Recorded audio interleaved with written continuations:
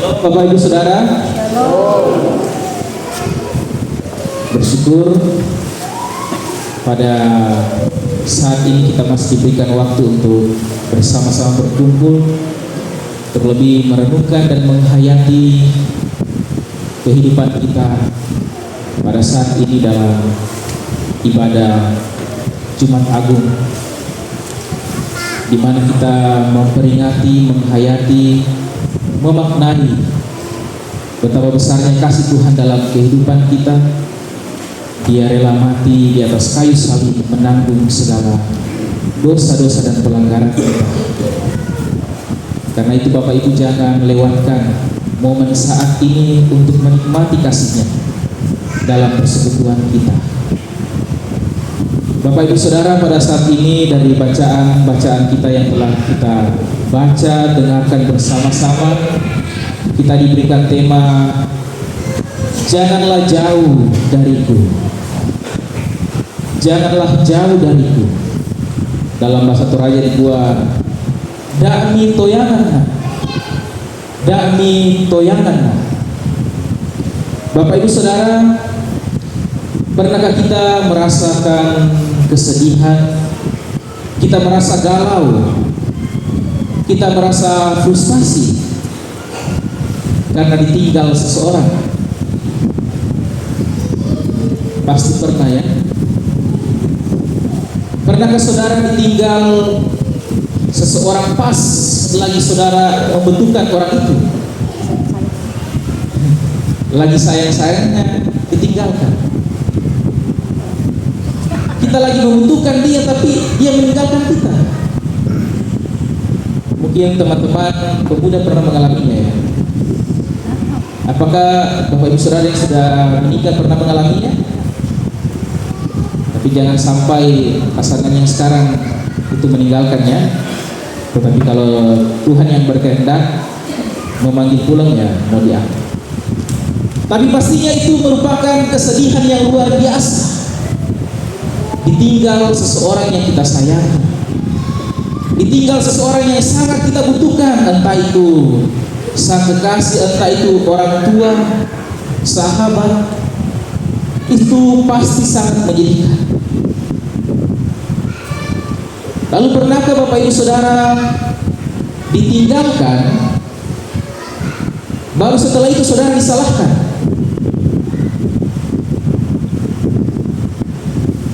Siapa suruh kamu begitu?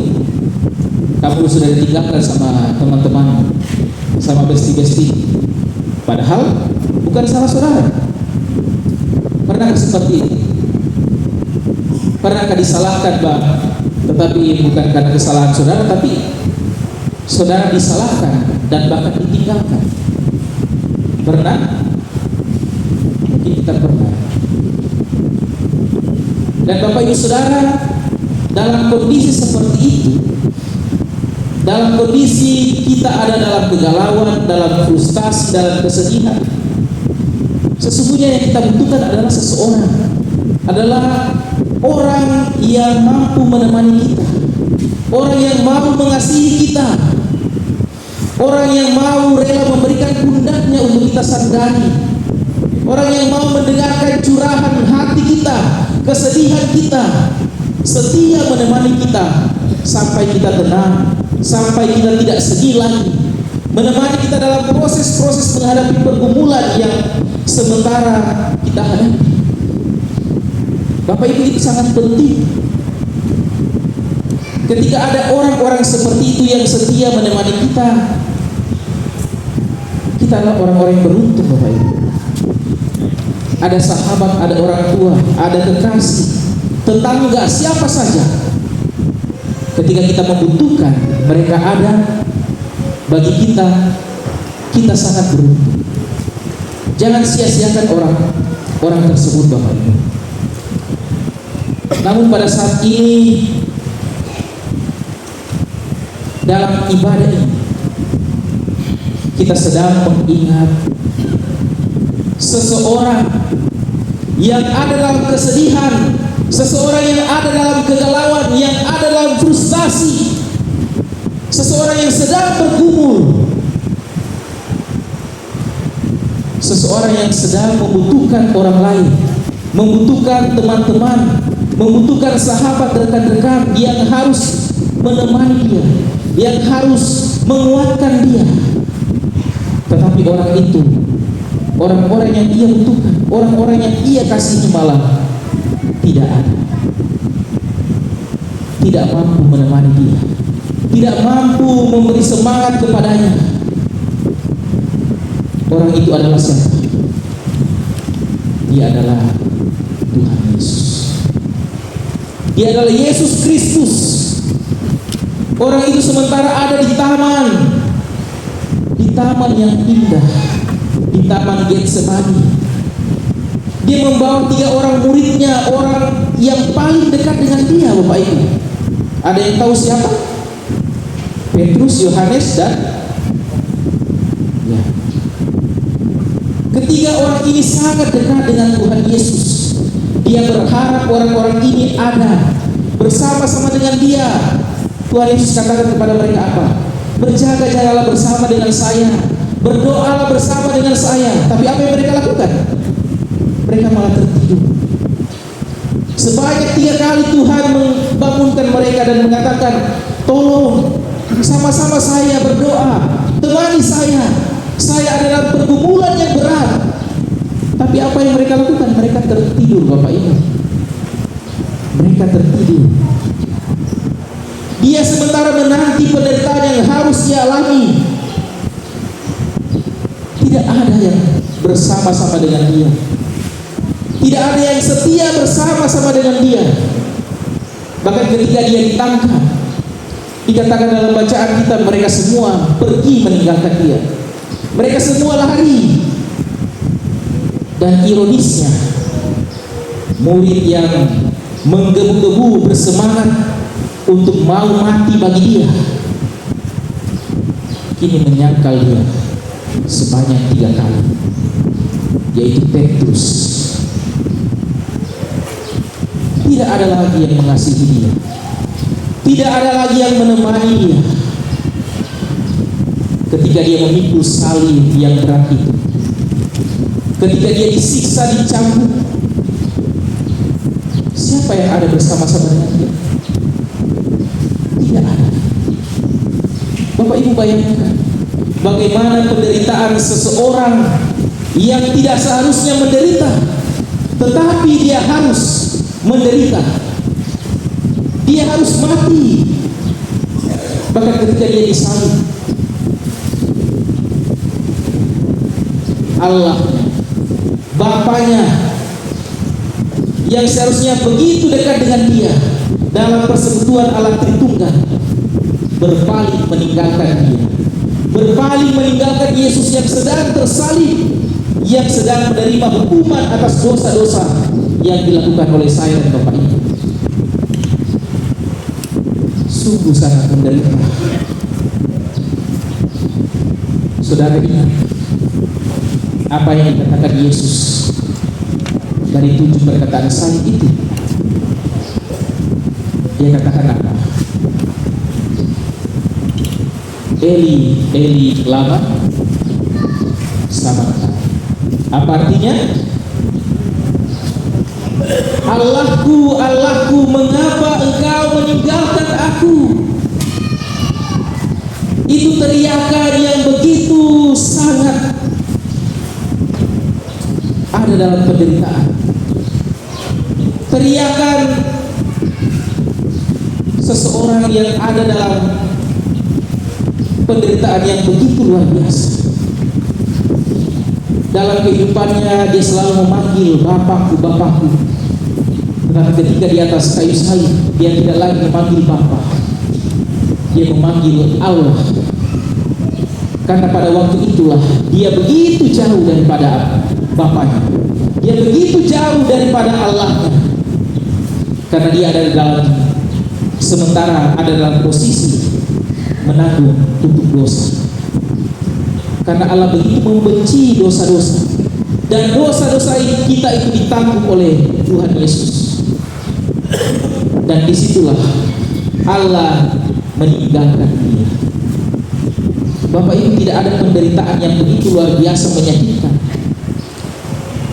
kita berpisah dari orang-orang yang kita sayang. Betul? Tidak ada. Itu merupakan penderitaan yang begitu besar ketika kita berpisah dari orang yang kita cintai. Apalagi ketika kita berpisah, kita jauh daripada Allah. Itu penderitaan yang luar biasa. Ketika Allah meninggalkan kita, tidak ada lagi harapan, Bapak Ibu. Tidak ada lagi. Yang ada hanyalah penderitaan, yang ada hanyalah kesusahan. Dan itulah yang dialami oleh Tuhan Yesus. Bapak Ibu Saudara, kata-kata itu, Allahku, Allahku, mengapa engkau meninggalkan aku, itu diambil. Itu dikutip Tuhan Yesus dalam Mazmur yang kita baca tadi, Mazmur 22 di ayat yang kedua. Itu merupakan Mazmur seseorang hamba Tuhan, orang yang tidak berdosa namun mengalami penderitaan, seruan yang telah terlahir dari kesedihan yang amat dalam, karena pemazmur yang ditindas oleh musuh-musuhnya, ia ditolak oleh masyarakat, hingga seolah-olah ia merasa ditinggalkan oleh Tuhan. Ia merasa terancam dan telah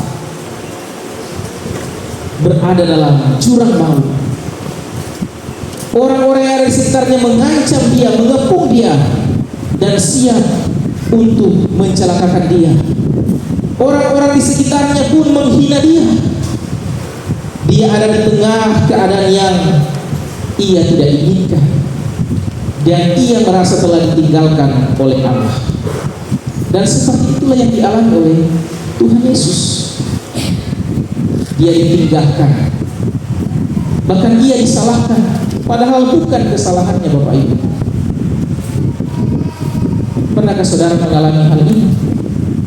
Tuhan Yesus pun juga mengalami hal demikian. Yesus juga mengalami hal demikian. Yesus juga pernah ditinggalkan. Yesus pernah disalahkan. Yesus pernah menderita. Bapak Ibu Saudara, apa yang kita pelajari dari peristiwa penderitaan Tuhan Yesus Kristus di hari Jumat Agung ini? Apa yang kita pelajari? Selain dia menderita, selain dia mati menggantikan kita, menebus segala dosa-dosa kita, selain itu apa yang kita pelajari, Bapak Ibu? Ternyata kita tahu Yesus juga paham, Yesus juga tahu, Yesus juga mengerti, memahami setiap penderitaan, setiap kelemahan-kelemahan kita. Saudara perlu tahu itu. Jangan ada pemahaman dalam diri kita bahwa Tuhan itu jauh di atas sana dan tidak pernah mengerti apa yang kita alami. Tuhan itu tidak pernah melihat kesengsaraan orang-orang di dunia ini, apalagi penderitaan orang-orang yang telah ia pilih, yang telah ia selamatkan. Tidak.